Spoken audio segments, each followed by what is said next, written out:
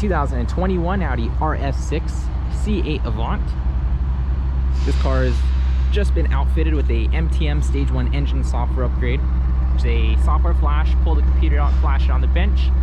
Stock output is 590 horsepower, but MTM claims this to be 722 horses.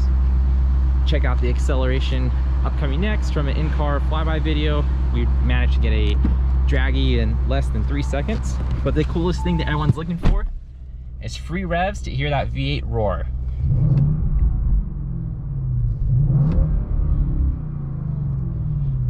With the factory software in the car, you're limited to 3,000 RPM, but with MTM, we can go all the way to redline. I'm not going to do that in this car, but here's some sound clips of the Akrapovic screaming, and here's some acceleration pics. Hope you guys enjoy it.